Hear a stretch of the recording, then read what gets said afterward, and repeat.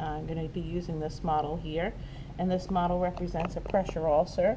We're assuming that it's on the person's sacrum. What's important to our assessment is to orient ourselves as far as the patient's head and their feet. These positions will be used for something called the clock method, so that when we document and refer to the wound, the head represents the 12 o'clock position and the foot represents the 6 o'clock position.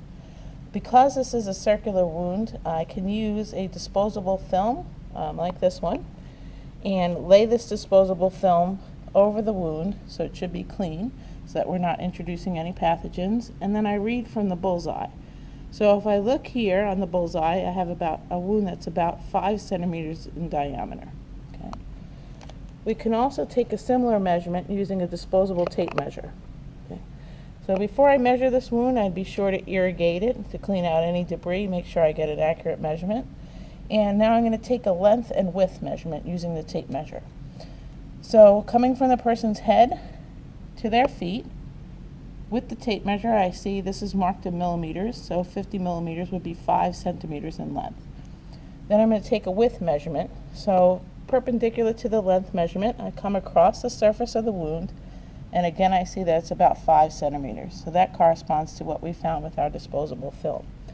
The other thing that I need to capture now is the depth of the wound. So I take a sterile cotton tip swab, and I'm going to gently probe the surface of the wound until I find the area of greatest depth. So this is relatively uniform in terms of depth.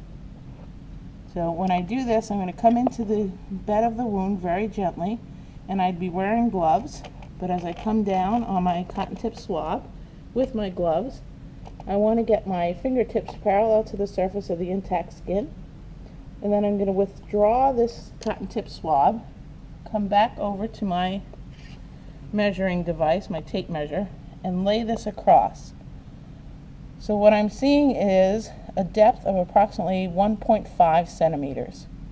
Okay, so now we have 3 dimensions of the wound: its length, its width, and its depth. The other thing that we want to look at now is the presence of what we call dead space. Okay? Because a lot of times, especially with a pressure ulcer, what we see on the surface of the skin only represents a portion of the actual wound itself. So again, with your sterile cotton tip swab, you're going to start at the 12 o'clock position and very gently probe the perimeter of the wound.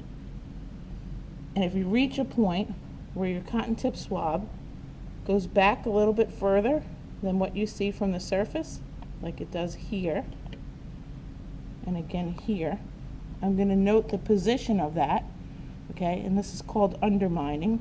So I note the position where the undermining starts. So using the clock method, I have 12, 3,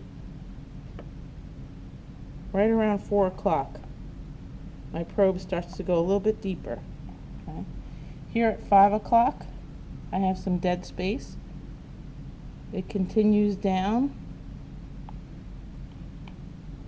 really deep here, and then around the perimeter again, and it stops at about 7 o'clock. So when I document, I'm going to say that there's the presence of undermining from 4 to 7 o'clock, and I'm going to look for the deepest area.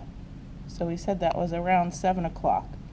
Right about here, if you look how deep that cotton tip swab comes in, I'm going to want to be able to capture that and document it so that I can make sure that this is healing from the surface of the wound, from the base of the wound to the surface. So just like I did with the depth, I put my probe in, I mark the depth with my fingertips, withdraw the probe, come back to my tape measure, and measure the length.